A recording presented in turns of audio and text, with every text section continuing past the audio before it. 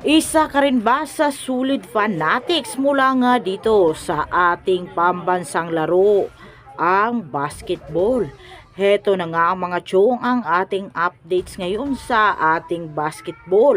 Lalong-lalo na nga dito sa ating paboritong players na ang Barangay Ginebra.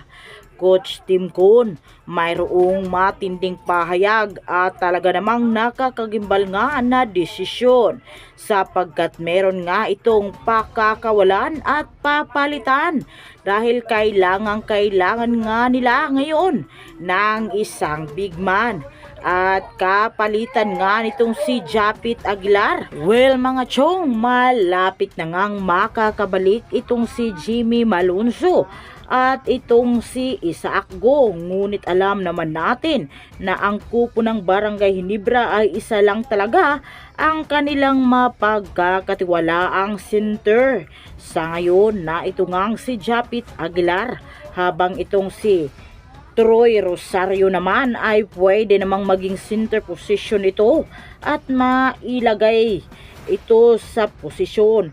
Pero nga hindi nga raw niya tungkulin ang naturang posisyon, habang ito si Justin Brownlee naman ay hindi rin ito pwedeng maging center position palagi. Ngunit ayon sa mga report ay napakarami nga ang nagsasabi na dapat ay palitan ng araw umano itong si Brownlee na bagong import yung malaki. Ngunit si Coach Tim Kun na nga mismo ang nagsabi na kahit kailan ay hindi nga raw niya papalitan itong si Justin Brownlee.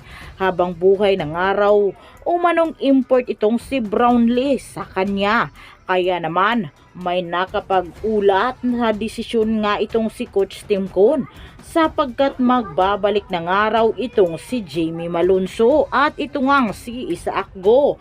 Ayon nga sa pinakamabagong report ngayon, mga chong, itong si Isaac Go nga raw, ito nga raw ang pakakawala nitong si Coach Tim Kun at maghahanap nga raw ito ng panibagong big man kapalit nga dito kay Isaac Go sapagkat kailangan nga raw umano nila ng big man upang makuha nga raw umano nila ang kampyonato sa season ito.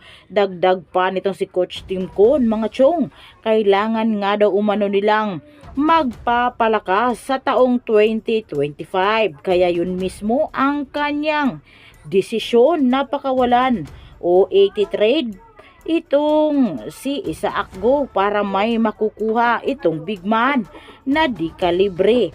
Kaya yan nga ang ating aabangan mga chong, kung sino nga ba ang kukunin itong si Coach Tim Kun para mapabilang nga sa kanilang kupunan. Ano nga ba sa palagay niyo mga chong? Maganda nga bang desisyon ito nitong si Coach Tim Kun? Napakawalan nga itong si Isaac Go upang makuha ng panibagong big man o center position sa kanilang team. Yan nga po ang ating napakainit na updates ngayon. Maraming salamat sa inyong panunood. Ngunit kung bago ka pa nga dito sa aking channel ay pahingi ng isang share, like at paki-pindot na lamang ng notification bell upang magiging updated kayo sa ating mga updates. Maraming salamat.